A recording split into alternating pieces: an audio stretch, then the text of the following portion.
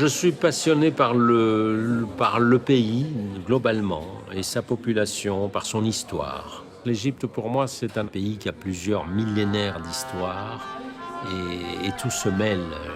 Je veux dire, il y a des traditions pharaoniques qu'on retrouve encore aujourd'hui. L'Égypte fascine aussi parce que c'est un des phares de l'Orient musulman depuis des siècles, parce que c'est le pays du Nil, des fenouks, des temples. Tout ça, ça fait de l'Égypte un pays magnifique pour l'imaginaire, le pays du fantasme, le pays de l'imaginaire.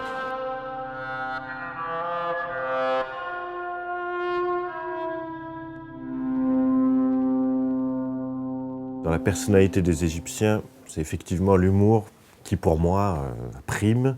C'est un peuple qui est joyeux et qui est très fier d'être égyptien, qui adore faire partager son pays. Quand quelqu'un me fait visiter sa boutique, son quartier, voilà, il n'y a pas d'arrière-pensée mercantile ou autre. C'est souvent un vrai plaisir juste de faire découvrir l'Égypte, de faire plaisir à son hôte. C'est la pente naturelle en Égypte d'accueillir les gens comme ça.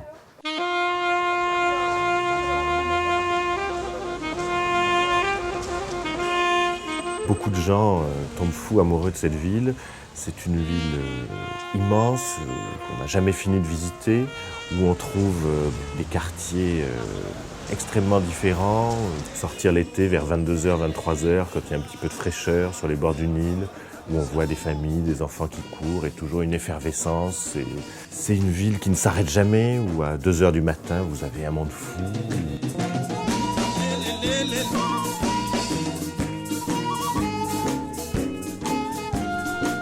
Le Caire, c'est une ville qui ne s'est pas arrêtée dans le temps, qui est moderne. C'est un endroit où on voit tous les contrastes et cette capacité qu'a l'Égypte de digérer et de rendre égyptienne toute modernité, quelle qu'elle soit.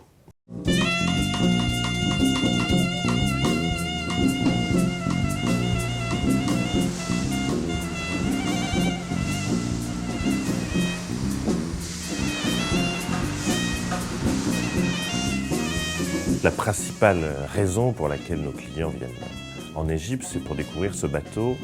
Quand on arrive, on est saisi par l'odeur de bois, d'huile de teck qui ressort du plancher, de tous les cuivres lustrés. On arrive dans un morceau d'histoire et dans un roman d'Agatha Christie. Voilà. C'est un vrai bateau qui a une âme, qui a une taille réduite, qui a 26 cabines, beaucoup de coursives très larges, beaucoup d'endroits où lire un petit bouquin, où s'attarder.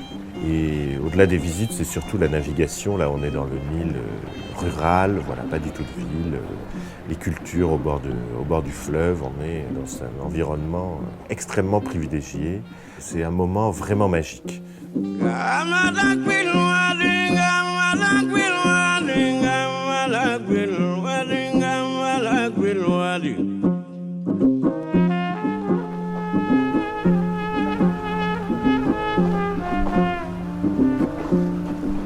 La flâneuse du Nil, c'est une dhabillée, qui sont des bateaux traditionnels, des bateaux d'apparat.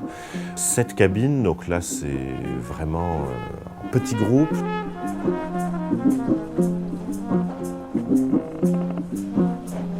La flâneuse du Nil peut aller sur des petites îles, peut aller sur l'autre rive, dans des petits villages. Donc on voit vraiment un autre visage de la Haute-Égypte, du sud de l'Égypte, en symbiose avec la population, dans les villages, dans les marchés. On va faire les courses avec le cuisinier, acheter des légumes. On touche d'un peu plus près, même si on est dans un environnement privilégié, la vie quotidienne des Égyptiens du sud de l'Égypte. C'est une oasis qui est à 600 km à l'ouest du Caire, qui est une magnifique oasis avec un grand lac.